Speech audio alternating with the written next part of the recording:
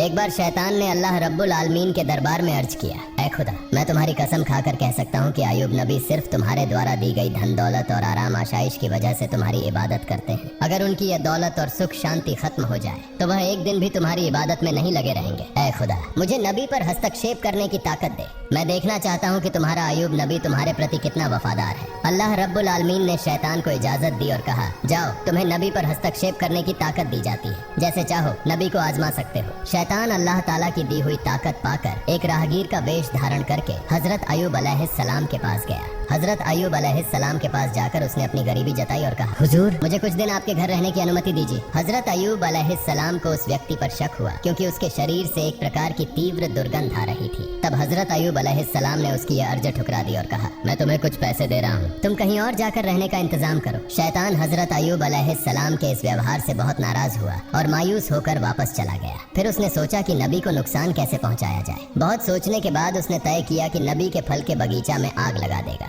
जैसा सोचा वैसा किया। एक दिन शैतान ने नबी के फल के बगीचा में जाकर आग लगा दी। शैतान द्वारा लगाई गई आग में कई फल के बगीचा जलकर राख हो गए। बगीचा के कर्मचारी दौड़कर नबी के पास यह खबर देने पहुंचे। उनसे यह समाचार सुनकर हजरत अय्यूब अलैहिस्सलाम ने कहा, अल्हम्दुलिल्लाह, अल्लाह का दिया हुआ माल अल्लाह ने वापस ले लिया, इसमें मेरे चिंतित होने की कोई वजह नहीं है। शैतान ने जब देखा कि हजरत अय्यूब अलैहिस्सलाम फल के बगीचा नष्ट होने के बाद भी जरा सा भी विचलित नहीं हुए तो उसके दिल में जलन बढ़ गई। फिर उसने दोबारा सोचना शुरू किया कि नबी को और किस तरह से नुकसान पहुंचाया जाए। अगले दिन शैतान नबी के अस्तबल में गया और वहां आग लगा दी। आग तूफान की तरह फैल गई जिससे सारे जानवर जलकर मर गए और कुछ गडेरिये भी आग में झुलस कर मर गए। बाकी गडेरिये यह खबर तुरंत नबी के पास लेकर पहुंचे। यह खबर सुनकर हजरत अय्यूब अलैहिस्सलाम ने नमाज की नियत की और कहा, अल्लाह का दिया हुआ माल अल्लाह ने वापस ले लिया, इसमें मुझे विचलित होने की कोई जरूरत नहीं है। शैतान ने जब देखा कि इतनी बड़ी घटना के बाद भी नबी जरा भी परेशान नहीं हुए तो उसके दिल में और ज्यादा जलन पैदा हुई। अब उसने नबी को और बड़ा नुकसान पहुंचाने का इरादा किया। हजरत अय्यूब अलैहिस्सलाम के 12 बच्चे थे जो हर दिन एक शिक्षक से शिक्षा लेने के लिए मदरसे जाया करते थे। एक दिन सुबह हमेशा की तरह हजरत अय्यूब अलैहिस्सलाम के 12 बच्चे शिक्षक के पास पढ़ने गए। उसी समय शिक्षक किसी काम से मदरसे से बाहर गए और शैतान ने इस मौके का फायदा उठाकर मदरसे की छत गिरा दी। छत गिरने से हजरत अय्यूब अलैहिस्सलाम के 12 बच्चे मलबे के नीचे दबकर मर गए। मदरस के शिक्षक डरते डरते हजरत अय्यूब अलैहिस्सलाम के पास आए और कहा, ऐ अल्लाह के नबी, मैं किसी काम से बाहर गया था, इसी बीच इमारत की छत गिर गई और आपके 12 बच्चे उसमें दबकर चल बसे। यह सुनकर हजरत अय्यूब अलैहिस्सलाम ने कहा, सुभान अल्लाह, अल्हम्दुलिल्लाह, ला इलाहा इल्लल्लाह, अल्लाहु अकबर, अल्लाह का दिया हुआ माल अल्लाह ने वापस ले लिया, इसमें मुझे विचलित होने की कोई जरूरत नहीं है। शैतान ने जब देखा कि बच्चों की मौत के बाद भी हजरत अय्यूब अलैहिस्सलाम की ईमानदारी और अल्लाह पर विश्वास में कोई कमी नहीं आई तो वह जल भुनकर राख हो गया। अब वह और बड़ी हानि पहुंचाने की सोचने लगा। इसी दौरान हजरत अय्यूब अलैहिस्सलाम के दुश्मन नबी की इस कठिन परीक्षा को देखकर बेहद खुश हो रहे थे। नबी के नौकर चाकर और कर्मचारी नबी की इस दयनीय स्थिति को देखकर जहां जहां मौका मिला चले गए। नबी का घर, बागान, अस्तबल सब कुछ खाली और सुनसान हो गया। इस मौके का फायदा उठाकर दुश्मनों ने नबी की संपत्ति लूटना शुरू कर दिया।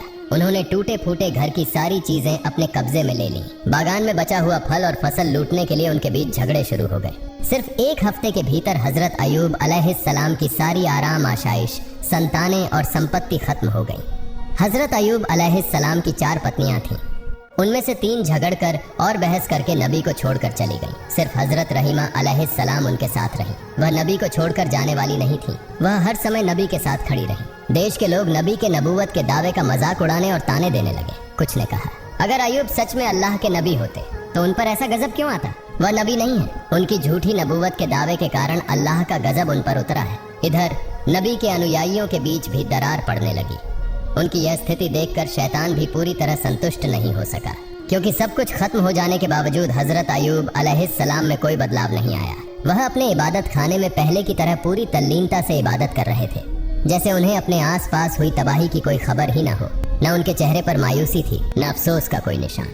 नबी के इबादत खाने के पास से गुजरने वाले लोग उन्हें ताने देते हुए कहने लगे, ऐ अय्यूब, तुम नबूवत का दावा करके बर्बाद हो गए। तुम्हारे लिए नबूवत का दावा छोड़ देना ज्यादा बेहतर होता। हम न नबी हैं न गजब का शिकार हुए हैं। लोग और भी कई तरह की ताने और अपमानजनक बातें नबी के खिलाफ कहते रहे, लेकिन हजरत अय्यूब अलैहिस्सलाम ने इन बातों पर कोई ध्यान नहीं दिया। उन्होंने लोगों के साथ मेलजोल पूरी तरह से खत्म कर दिया और इबादत में डूबे रहे। यह सब देखकर शैतान और ज्यादा बेचैन हो गया। वह और साजिशें रचने के बारे में सोचने लगा। शैतान यह सोचने लगा कि नबी को और अधिक गंभीर नुकसान कैसे पहुंचाया जा सकता है। बहुत सोचने के बाद उसने एक साजिश रची। अपनी योजना के अनुसार वह नबी से मिलने की इच्छा जताकर उनके पास पहुंचा। नबी से मिलते हुए उसने कहा, हुजूर, मैं आपका एक भक्त हूँ, मुझे आपसे कुछ अर्ज करनी है। इस बहाने वह नबी से बात करता रहा और फिर अपना मुंह उनके कान के पास ले जाकर दोनों कानों में फूंक मारकर वहाँ से चला गया। अगले दिन नबी के शरीर पर फफोलों जैसे फोड़े निकल आए। उनका शरीर दर्द से भर गया और वे बहुत बीमार हो गए। उनकी इबादत में थोड़ी रुकावट आने लगी। हजरत रहीमा अलैहिस्सलाम ने उनकी देखभाल शुरू कर दी। धीरे धीरे वे फोड़े बड़े होकर घाव बन गए। लंबे समय तक इसी स्थिति में रहने के बाद नबी के शरीर में कीड़े पैदा हो गए। कुछ दिनों के बाद इन कीड़ों की संख्या बढ़ने लगी। ये कीड़े नबी के शरीर का मांस और खून खाने लगे। दूसरी ओर हजरत रहीमा के पास जमा किया हुआ सारा पैसा और सामान खत्म हो गया। खाने पीने की गंभीर समस्या पैदा हो गई। कुछ दिनों तक नबी और उनकी पत्नी ने केवल पानी पीकर गुजारा किया, लेकिन आखिरकार हजरत रहीमा के लिए यह सहन करना मुश्किल हो गया। हजरत रहीमा अलैहिस्सलाम नबी के पास आकर अर्ज करने लगी, ए अल्लाह के नबी, अब हमारे पास कुछ भी नहीं बचा है, इसलिए गांव जाकर लोगों के घरों में काम करके रोजी कमाने के अलावा हमारे पास और कोई चारा नहीं है। अगर आप मुझे इजाजत दें तो मैं गांव में जाकर लोगों के घरों में काम करके हलाल रोजी कमा सकती हूं और उससे हमारे खाने का इंतजाम हो जाएगा। हजरत अयूब अलैहिस्सलाम अपनी पत्नी रहीमा की बात सुनकर बहुत देर तक रोते रहे। फिर उन्होंने कहा, रहीमा, मेरा इरादा तुम्हें तकलीफ देने का कभी नहीं था, लेकिन मैं बहुत बीमार हूँ और मजबूरी में तुम्हें इजाजत दे रहा हूँ। तुम जाओ और लोगों के घरों में काम करो ताकि कुछ हलाल रोजी कमा सके। नबी की इजाजत पाकर हजरत रहीमा ने गांव में लोगों के घरों में काम करना शुरू कर दिया। दूसरी ओर गांव वाले जब हजरत अयूब अलैहिस्सलाम के शरीर की स्थिति देखते तो बहुत भयभीत हो जाते। उनके शरीर से उठने वाली दुर्गंध से लोग घृणा महसूस करने लगते और उनके शरीर में सिहरन सी होने लगती। इसके अलावा नबी के शरीर से उठने वाली सड़ी मांस की गंध से लोग परेशान हो गए। एक दिन गांव वाले हजरत अयूब अलैहिस्सलाम के पास आए और बोले, ए अयूब, तुम तुरंत हमारा गांव छोड़कर कहीं और चले जाओ। अगर ऐसा नहीं किया तो हम तुम्हें यहाँ से जबरदस्ती निकाल देंगे। उस समय हजरत अयूब अलैहिस्सलाम के साथ केवल 3 लोग थे, उनकी पत्नी हजरत रहीमा अलैहिस्सलाम और उनके 2 शागिर्द। ये दोनों शागिर्द हमेशा नबी की देखभाल और सेवा में लगे रहते थे। गांव वालों के लगातार दबाव के कारण शागिर्दों ने हजरत अयूब अलैहिस्सलाम को दूसरे गांव ले जाने का फैसला किया। कई घंटे तक सफर करने के बाद वे एक और गांव पहुंचे, लेकिन उस गांव के लोग भी नबी की हालत देखकर घबरा गए और बोले, तुम इसे तुरंत यहाँ से लेकर चले जाओ, नहीं तो हम तुम्हें मारकर यहाँ से भगा देंगे। इस तरह शागिर्दों ने हजरत अयूब अलैहिस्सलाम को 7 अलग अलग गांवों में घुमाया, लेकिन कोई भी गांव उन्हें आश्रय देने को तैयार नहीं हुआ। आखिरकार शागिर्द परेशान हो गए। वे नबी को रास्ते के किनारे कचरा और गंदगी डालने की जगह पर एक पेड़ की छाया के नीचे छोड़कर चले गए। जाने से पहले वे आपस में बातें करने लगे। हजरत अयूब अलैहिस्सलाम अल्लाह के नबी होने के बावजूद इस तरह की मुसीबत में क्यों फंसे? एक शागिर्द ने जवाब दिया, शायद उन्होंने अल्लाह ताला की मर्जी के खिलाफ कुछ किया होगा, नहीं तो ऐसी हालत क्यों होती। दूसरे ने पहले की बात का समर्थन करते हुए कहा, जब नबी अल्लाह के दिए कामों से भटक गए हैं तो अब उनके साथ रहने से हमें कोई फायदा नहीं, चलो हम यहाँ से चले जाते हैं। दोनों इस बात पर सहमत हुए और हजरत अयूब अलैहिस्सलाम को पेड़ के नीचे छोड़कर चले गए। हजरत रहीमा अलैहिस्सलाम हजरत अयूब अलैहिस्सलाम को छोड़कर जाने वाली महिलाओं में से नहीं थी। वे हमेशा नबी की सेवा में व्यस्त रहती थीं।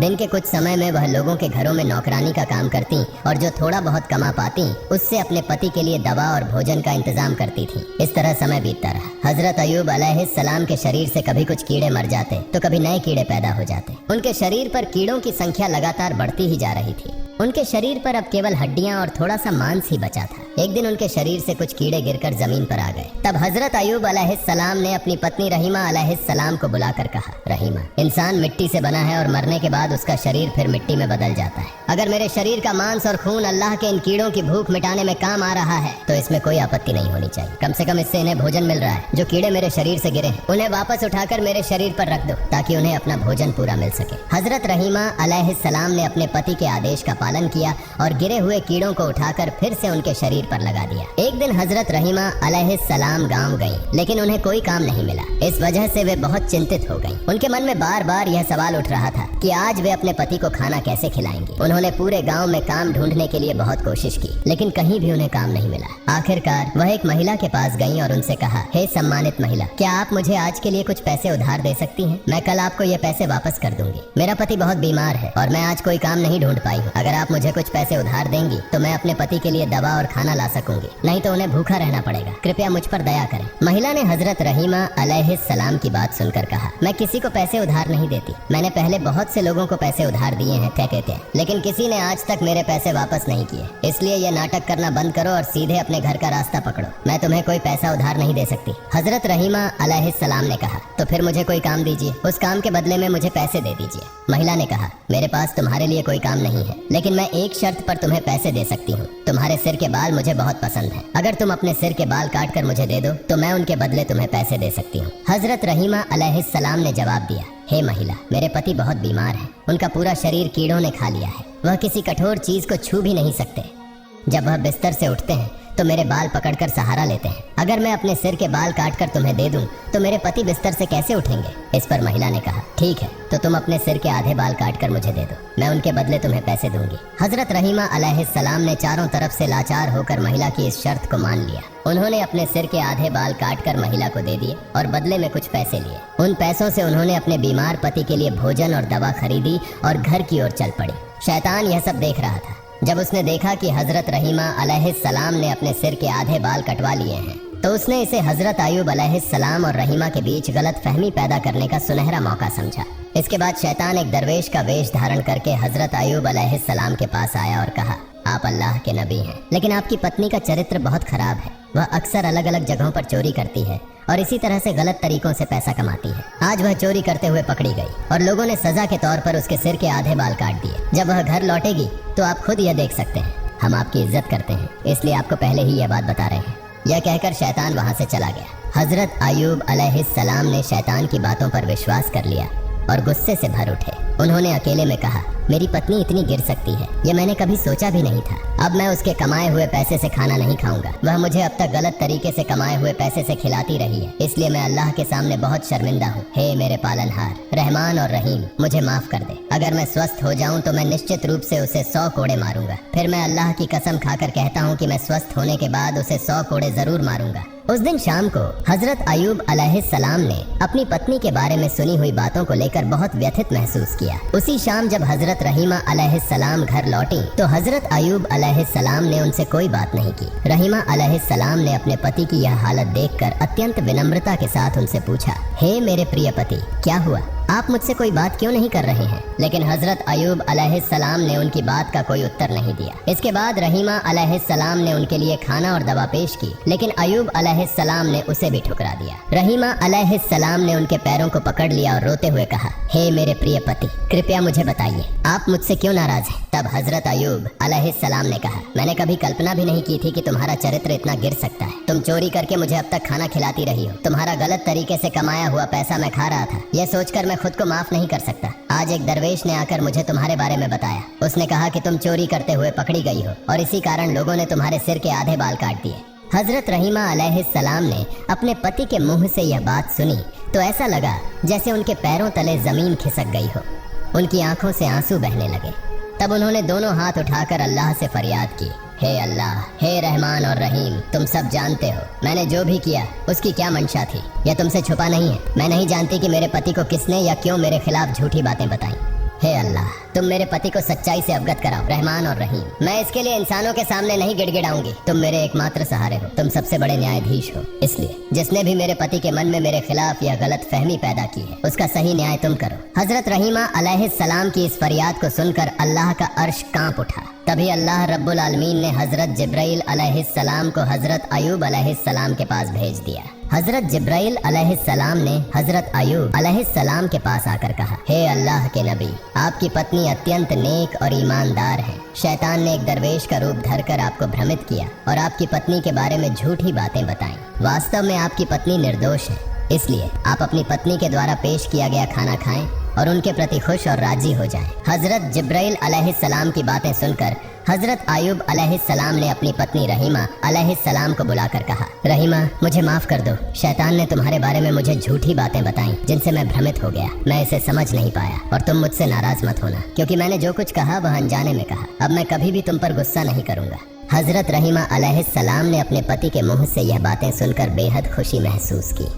उन्होंने फिर से पूरी लगन और उत्साह के साथ अपने पति की सेवा शुरू कर दी। रहीमा अलैहिस्सलाम हर दिन मेहनत करके कुछ धन अर्जित करती और उससे अपने पति की जीविका और उपचार का प्रबंध करती। जब शैतान ने देखा कि हजरत अय्यूब अलैहिस्सलाम को रहीमा अलैहिस्सलाम के खिलाफ भड़काने की उसकी योजना विफल हो गई है, तो उसने एक बूढ़े व्यक्ति का रूप धारण किया। एक दिन शैतान बूढ़े व्यक्ति के रूप में हजरत रहीमा अलैहिस्सलाम से रास्ते में मिला और उनसे पूछा, माँ तुम्हारी यह हालत क्यों हो गई है? तुम इतनी परेशान और थकी हुई क्यों लग रही हो? हजरत रहीमा अलैहिस्सलाम ने उत्तर दिया, मेरे पति बहुत बीमार हैं। उनके शरीर पर घाव हो गए हैं जिनमें कीड़े पड़ गए हैं। उनके शरीर का रक्त और मांस कीड़े खा रहे हैं। यही सोच सोच कर मैं दिन रात बहुत चिंतित रहती हूँ। यह सुनकर बूढ़े ने कहा, मैं तुम्हारे पति के घाव और इस बीमारी का एक अचूक इलाज जानता हूँ। अगर तुम इसे अपने पति को बिना बताए इस्तेमाल कर लो तो वह एक ही दिन में इस बीमारी से छुटकारा पा लेंगे। रहीमा अलैहिस्सलाम ने कहा, हुजूर दया करके मुझे उस दवा का नाम बता दीजिए, मैं इसे आजमाने की कोशिश करूंगी। तब बूढ़े ने कहा, अगर तुम इस दवा के बारे में अपने पति को पहले से बता दोगी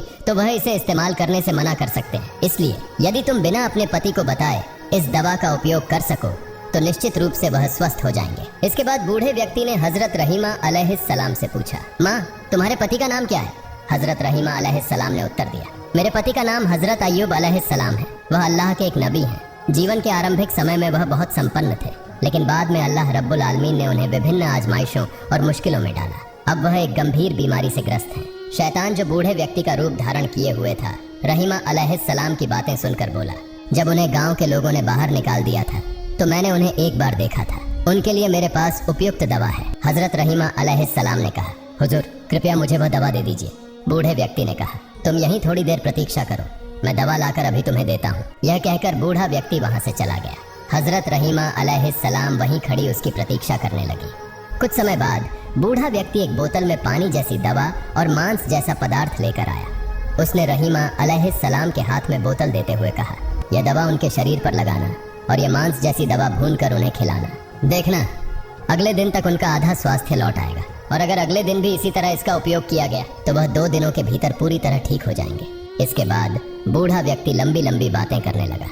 हजरत अय्यूब अलैहिस्सलाम अल्लाह के नबी हैं, हमारे प्रिय मार्गदर्शक। उनके प्रति हमारे दिल में गहरी मोहब्बत है। उनके लिए थोड़ा सा भी भला कर पाऊं तो खुद को धन्य समझूंगा। मैं उनका बहुत बड़ा भक्त हूँ, लेकिन उनके दुश्मनों और विरोधियों की वजह से मैं उनका हाल चाल नहीं ले पाया। लेकिन भविष्य में मैं खुद उनसे मिलने की कोशिश करूंगा। शैतान ने इस तरह की लंबी बातें कहकर हजरत रहीमा अलैहिस्सलाम का विश्वास जीत लिया और वहां से चला गया। हजरत रहीमा अलैहिस्सलाम वह दवा लेकर अपने नबी के पास पहुंची। पहले उन्होंने उनके लिए खाने का इंतजाम किया। इसके बाद वह बहुत देर तक सोचती रहीं कि इस दवा का उपयोग करें या नहीं, लेकिन अंततः वह हजरत अय्यूब अलैहिस्सलाम को बिना बताए दवा का उपयोग करने का साहस नहीं कर सकी। इसलिए वह नबी के पास जाकर बोली, हे अल्लाह के नबी, आज एक वृद्ध व्यक्ति ने मुझे रास्ते में एक प्रकार की दवा दी है और उसने कहा कि यदि इस दवा का नियमित रूप से 2 दिन उपयोग किया जाए तो आप पूरी तरह से स्वस्थ हो जाएंगे। हजरत अय्यूब अलैहिस्सलाम ने हजरत रहीमा अलैहिस्सलाम की बात सुनकर कहा, हे रहीमा, क्या तुम सोचती हो कि मेरी यह बीमारी दवा से ठीक हो जाएगी? यह बीमारी तो अल्लाह ने मुझे दी है और वही मुझे ठीक करेगा। कोई दवा इसे ठीक नहीं कर सकती। हजरत रहीमा अलैहिस्सलाम ने कहा, जिसने यह दवा दी है वह एक मुसलमान है, वह आपका भक्त है और इसलिए मुझे उसकी दवा पर कोई संदेह नहीं है। अब यह सब आपके इरादे पर निर्भर है। हजरत अय्यूब अलैहिस्सलाम ने कहा, तुम फिलहाल यह दवा छोड़ दो। जब तक अल्लाह ताला से इस बारे में कोई खबर ना आए मैं इस दवा का उपयोग नहीं कर सकता। हजरत रहीमा अलैहिस्सलाम ने नबी के आदेश का पालन किया और दवा नबी के बिस्तर के पास रख दी। अगले दिन सुबह हजरत अय्यूब अलैहिस्सलाम ने हजरत रहीमा अलैहिस्सलाम को बुलाया और कहा, रहीमा, जब से मैं बीमार हुआ हूँ मैं हर रात अल्लाह रब्बुल आलमीन के ताजल्ली को देखता था और उससे अत्यधिक संतोष प्राप्त करता था, लेकिन कल रात मैं वह ताजल्ली देखने में सक्षम नहीं हो पाया। परंतु इसका कारण क्या था मैं समझ नहीं पा रहा हूँ। हजरत रहीमा अलैहिस्सलाम ने कहा, हे मेरे प्रिय पति, आप अल्लाह के नबी हैं, इसके लिए शायद आपके पास इसका उचित कारण हो। मैं एक सामान्य बंदा हूँ, मैं कैसे जान सकती हूँ इसका कारण क्या है। इसके बाद हजरत अय्यूब अलैहिस्सलाम बहुत परेशान हो गए और चिंतित हो गए। इस तरह 3 दिन बीत गए। वह अल्लाह रब्बुल आलमीन की ताजल्ली को नहीं देख पाए। अंत में वह दोनों हाथ उठाकर अल्लाह के दरबार में रोते हुए दुआ करने लगे, हे अल्लाह रब्बुल आलमीन, मुझे नहीं पता कि किस गलती के कारण मैं आपकी ताजल्ली देखने में सक्षम नहीं हो पा रहा हूँ। अगर मुझसे कोई गलती हुई है तो कृपया मेरी गलतियों को माफ कर दें और मुझे अपनी ताजल्ली से वंचित न करें। हजरत अय्यूब अलैहिस्सलाम की यह दुआ सुनकर हजरत जिब्राइल अलैहिस्सलाम ने आकर उन्हें बताया हे अल्लाह के नबी, आपके बिस्तर के पास शराब की बोतल और सुअर का मांस रखा है। इन हराम चीजों को आपके बिस्तर के पास रखकर आप अल्लाह ताला की ताजल्ली की आशा कैसे कर सकते हैं? यदि आप फिर से अल्लाह ताला की ताजल्ली प्राप्त करना चाहते हैं तो आपको तुरंत इन चीजों को अपने बिस्तर के पास से हटा देना चाहिए। गहरी रात में हजरत अय्यूब अलैहिस्सलाम ने हजरत रहीमा अलैहिस्सलाम को बुलाकर कहा, रहीमा, मेरे बिस्तर के पास जो शराब और सुअर का मांस रखा है उसे देखो और तुरंत हटा दो। ये चीजें यहाँ होने के कारण ही मैं अल्लाह की ताजल्ली दर्शन में असफल हो रहा हूँ। हजरत रहीमा अलैहिस्सलाम नींद से जागकर चारों ओर अच्छी तरह से ढूंढने लगी, लेकिन उन्हें कहीं शराब और सुअर का मांस नहीं मिला। फिर हजरत अय्यूब अलैहिस्सलाम ने कहा, वह दवाइयाँ कहाँ हैं जो तुम लाई हो? हजरत रहीमा अलैहिस्सलाम ने कहा, वे यहाँ हैं, आपके बिस्तर के पास ही। नबी ने कहा, उन्हें यहाँ से हटा दो, मुझे लगता है कि यह शराब और सुअर का मांस है। नबी के आदेश के बाद हजरत रहीमा अलैहिस्सलाम ने उन दवाइयों को दूर हटा दिया। फिर हजरत अय्यूब अलैहिस्सलाम फिर से ध्यान मग्न हो गए। जब रात का समय समाप्त होने लगा तो हजरत अय्यूब अलैहिस्सलाम चिल्लाकर बोले, अब मैं अल्लाह की ताजल्ली दर्शन में सक्षम हो रहा हूँ। रहीमा, समझो, वह दवाइयाँ शराब और सुअर का मांस थी और जब तक वे मेरे पास रहीं तब तक मैं 3 दिन तक अल्लाह की ताजल्ली दर्शन में असफल रहा। वह जिसने तुम्हें यह दवाइयाँ दी वह कोई इंसान नहीं था, वह इंसान का रूप धारण किया हुआ शैतान था। उसने इन दवाइयों से हमें भ्रमित करने की कोशिश की थी, लेकिन अल्लाह रब्बुल आलमीन की असीम मेहरबानी से हम शैतान के धोखे से बच पाए हैं। हजरत अय्यूब अलैहिस्सलाम इस प्रकार 18 साल तक भयंकर बीमारी, शोक और दुखों का सामना कर रहे थे।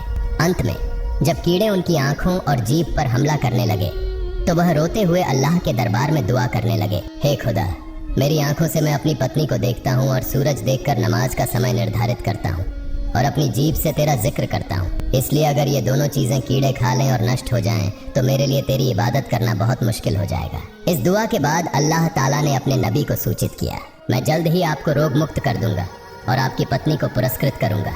किसी एक दिन सुबह हजरत रहीमा अलैहिस्सलाम काम पर चली गई। हजरत रहीमा अलैहिस्सलाम के काम पर जाने के बाद हजरत जिब्राइल अलैहिस्सलाम आए और हजरत अय्यूब अलैहिस्सलाम से कहा, हे अल्लाह के नबी, आप अपने पैरों से जमीन पर प्रहार करें। आपके पैरों के प्रहार से एक नहर बन जाएगी और आप उस नहर के पानी से स्नान करें और पेट भर कर वही पानी पिएं। थोड़ी देर में आप पूरी तरह से स्वस्थ हो जाएंगे। हजरत अय्यूब अलैहिस्सलाम ने हजरत जिब्राइल अलैहिस्सलाम के निर्देशों के अनुसार पैरों से जमीन पर प्रहार किया। फिर वहां से एक जलधारा का स्रोत उभरा और उस जलधारा का पानी हजरत अय्यूब अलैहिस्सलाम के शरीर पर गिरने लगा। अल्लाह की मेहरबानी से जैसे ही वह पानी उनके शरीर पर पड़ा, उनके घाव ठीक होने लगे और नई त्वचा उगने लगी। इसके बाद नबी ने उस जलधारा के पानी से अच्छे से स्नान किया और तुरंत ही हजरत अय्यूब अलैहिस्सलाम के पूरे शरीर पर नई त्वचा उग आई और उन घाव इस प्रकार नष्ट हो गए जैसे कि उनके शरीर पर कभी कोई घाव या रोग था ही नहीं। जलधारा के पानी से स्नान करने के बाद उनका शरीर पहले से कहीं अधिक चमकदार और सुंदर हो गया। उनका चेहरा चांद की तरह चमकने लगा। नहाने के बाद हजरत अय्यूब अलैहिस्सलाम ने पेट भरकर उस जलधारा का पानी पिया, जिससे उनकी भूख और प्यास पूरी तरह से शांत हो गई। उसी समय उन्होंने देखा कि एक फरिश्ता दूर से कपड़े का थैला लेकर उनके पास आया और बोला, हे अल्लाह के नबी, ये कपड़े जन्नत से लाए गए हैं, ये कपड़े आप पहने। इसके बाद वह व्यक्ति चला गया। हजरत अय्यूब अलैहिस्सलाम ने कपड़े का थैला खोला और देखा कि उसमें जन्नत के कपड़े हैं। उन्होंने उन जन्नत के कपड़ों को पहन लिया और अनगिनत सुंदरता के मालिक बन गए। उन्हें अपार संतोष प्राप्त हुआ क्योंकि उन्होंने 18 सालों तक बीमारी का सामना किया था और आज पूरी तरह से स्वस्थ हो गए। अब वह चलने फिरने में सक्षम हो गए थे। वह अल्लाह के दरबार में शुक्रिया अदा करते हुए कुछ दूर जाकर जंगल के एक किनारे पर बैठ गए। इस बीच हजरत रहीमा अलैहिस्सलाम कुछ पैसे जुटाकर अपने पति के लिए खाना खरीदने के लिए जल्दी से वापस लौट आई। जब वह अपने पति के पास पहुंची तो देखा कि उनका पति बिस्तर पर नहीं था। हजरत रहीमा अलैहिस्सलाम यह दृश्य देखकर चकित हो गई। फिर वह वहां बैठकर जोर जोर से रोने लगी और विनम्रता से अल्लाह रब्बुल आलमीन से प्रार्थना करने लगी, हे मेरे रब, मैं नहीं जानती मेरे पति को कौन ले गया है। क्या उन्हें कोई शेर ने खा लिया है या कोई अन्य जानवर उन्हें गायब कर दिया है? मैं कुछ नहीं जानती। हे मेरे रब, मैं तुझसे दुआ करती हूँ, तुम मेरे पति को वापस लौटा दो। हे अल्लाह रब्बुल आलमीन, आप करुणा के सागर हैं। आपसे जो कुछ भी हो वह सब कुछ कर सकते हैं। मैं अपने पति के बिना नहीं रह सकती। हजरत रहीमा अलैहिस्सलाम इस तरह कई घंटों तक अल्लाह रब्बुल आलमीन के दरबार में प्रार्थना करती रही। फिर उठकर इधर उधर दौड़ते हुए हजरत अय्यूब अलैहिस्सलाम का पता करने लगी। वह देख रही थी कि कहीं हजरत अय्यूब अलैहिस्सलाम का कोई निशान मिल सके, लेकिन काफी समय तक दौड़ने के बाद भी उन्हें हजरत अय्यूब अलैहिस्सलाम का कोई निशान नहीं मिला। उन्होंने दूर देखा कि एक व्यक्ति सुंदर कपड़े पहने हुए बैठे हैं। वह उस व्यक्ति के पास गई और पूछा, जनाब, यहाँ पेड़ के नीचे एक रोगी था, क्या आप उसके बारे में कुछ जानते हैं? हजरत अयूब अलैहिस्सलाम इतने समय तक दूर बैठकर हजरत रहीमा अलैहिस्सलाम की स्थिति का निरीक्षण कर रहे थे। तत्क्षण वह हजरत रहीमा अलैहिस्सलाम के सामने अपना परिचय नहीं दिए। उन्होंने हजरत रहीमा अलैहिस्सलाम से पूछा, रोगी तुम्हारे क्या हाल है? हजरत रहीमा अलैहिस्सलाम ने उत्तर दिया, वह मेरे प्रिय पति थे, वह अल्लाह के एक नबी थे, उनका नाम हजरत अयूब अलैहिस्सलाम था। वह 18 साल से बीमार थे और मैं ही उनकी देखभाल करती थी, लेकिन आज काम करने के बाद जब मैं वापस आई तो मैंने उन्हें नहीं पाया। मुझे नहीं पता कि वह अब कहाँ है। क्या उन्हें कोई बाघ ने खा लिया है या कोई और जानवर उन्हें ले गया है? अगर आप उनके बारे में कुछ जानते हैं तो कृपया मुझे बताएं। हजरत अयूब अलैहिस्सलाम ने फिर हजरत रहीमा अलैहिस्सलाम से पूछा, अगर तुम अपने पति का चेहरा देखो तो क्या तुम उन्हें पहचान सकोगी? हजरत रहीमा अलैहिस्सलाम ने उत्तर दिया, क्या कहते हैं जनाब, वह पति जिनकी मैंने 18 साल सेवा की, उनका चेहरा देखकर क्या मैं उन्हें नहीं पहचानूंगी? इसके बाद हजरत अयूब अलैहिस्सलाम ने अपने चेहरे से कपड़ा हटाकर कहा, देखिए क्या आप इस व्यक्ति को पहचान सकती हैं? जब हजरत रहीमा अलैहिस्सलाम ने हजरत अयूब अलैहिस्सलाम के नूरानी चेहरे को देखा तो वह जोर जोर से रोने लगी और उन्हें गले लगा लिया। उन्होंने कहा, हे अल्लाह के नबी, अल्लाह रब्बुल आलमीन ने आपको इस तरह स्वस्थ कर दिया है, ये मैंने कभी सपने में भी नहीं सोचा था। मैं तो आपके बारे में चिंतित हो गई थी। अल्लाह का लाख लाख शुक्र है कि उसने आपको स्वस्थ किया और मुझे फिर से आप मिले। इस तरह पति और पत्नी बहुत देर तक रोते रहे। हजरत अयूब अलैहिस्सलाम ने फिर हजरत रहीमा अलैहिस्सलाम को बताया कि कैसे वह स्वस्थ हुए और कैसे हजरत जिब्राइल अलैहिस्सलाम ने उन्हें ठीक करने के लिए एक नहर बना दी। फिर हजरत अयूब अलैहिस्सलाम ने अपनी पत्नी से कहा कि वह उस नहर में स्नान करे। पति के कहने पर हजरत रहीमा अलैहिस्सलाम ने उस नहर में स्नान किया। जैसे ही हजरत रहीमा अलैहिस्सलाम ने उस नहर में स्नान किया, उनका चेहरा भी चंद्रमा की तरह चमकने लगा। 18 वर्ष की युवती की तरह शरीर में रूप और सुंदरता वापस आ गई। इसके बाद हजरत अयूब अलैहिस्सलाम अपनी पत्नी को लेकर घर लौटने के लिए रास्ता तय करने लगे। जब वे अपने घर पहुंचे तो देखा कि उनका घर पहले की तरह सुरक्षित है। फिर वे अंदर गए और देखा कि उनके बच्चे खेल रहे थे। बच्चों ने उन्हें देखा और दौड़ते हुए उन्हें गले लगा लिया और पूछा, आप लोग कुछ दिनों से कहाँ थे? हजरत अयूब अलैहिस्सलाम ने कहा, हम अल्लाह ताला की दावत पर गए थे। फिर बच्चों ने जोर जोर से रोना शुरू कर दिया और कहा, आप हमें अकेला छोड़कर दावत में क्यों गए थे? हजरत अयूब अलैहिस्सलाम ने कहा, वह बाद में बताऊंगा। इसी दौरान खेत से फिर से कुछ सेवक आए और कहा, हे अल्लाह के नबी, आपके जानवर और बाग बगीचे जो नष्ट हो गए थे वे आज फिर से पहले जैसे हो गए हैं। हम नहीं जानते कि ये सब पहले जैसी हालत में कैसे वापस लौट आए। कुछ समय बाद कुछ और सेवक आए और कहा, हुजूर, आपका संपत्ति, बर्तन जो लोग लूट कर ले गए थे वह सब हम पूरी तरह से वापस ले आए हैं। सारे सामान इस महल के कुछ कमरों में रखे गए हैं। हजरत अयूब अलैहिस्सलाम के कुछ पुराने सेवक भी आए और उनके दोस्तों और विकास के बारे में समाचार लेकर आए, जिसे सुनकर नबी ने फिर से अल्लाह रब्बुल आलमीन की इबादत में लीन हो गए। इसी दौरान हजरत जिब्राइल अलैहिस्सलाम नबी के पास आए और कहा, हे अल्लाह के नबी, आपने बीबी रहीमा अलैहिस्सलाम के बाल काटने की घटना पर गुस्से में आकर कसम खाई थी कि आप उन्हें 100 कोड़े मारेंगे। इस मामले में आपकी कसम झूठी साबित हुई है, लेकिन आपकी सच्चाई की कसम अब भी कायम है। इसलिए आप 100 गेहूं के बाल एकत्रित करके बीबी रहीमा अलैहिस्सलाम के शरीर पर हल्का सा स्पर्श करें। इससे आपकी कसम पूरी हो जाएगी और बीबी रहीमा अलैहिस्सलाम को कोई कष्ट नहीं होगा। हजरत जिब्राइल अलैहिस्सलाम के कहने पर हजरत अयूब अलैहिस्सलाम ने 100 सूखे गेहूं के बाल एकत्रित किए और बीबी रहीमा अलैहिस्सलाम के शरीर पर हल्के से एक बार मारा। इससे नबी की कसम पूरी हो गई और बीबी रहीमा अलैहिस्सलाम को कोई कष्ट नहीं हुआ। प्रिय दर्शक, शैतान ने हजरत अयूब अलैहिस्सलाम को कई बार चुनौती दी, लेकिन वह उन्हें किसी भी रूप में भ्रमित नहीं कर सके और न ही वह उन्हें गुमराह कर सके। अगर हम भी हजरत अयूब अलैहिस्सलाम की तरह अल्लाह रब्बुल आलमीन की राह में धैर्य रखें तो शैतान कभी भी हमें गुमराह नहीं कर सकेगा। अल्लाह रब्बुल आलमीन हमें भी हजरत अयूब अलैहिस्सलाम की तरह अल्लाह के वास्ते मेरे चैनल को सब्सक्राइब शेयर करें।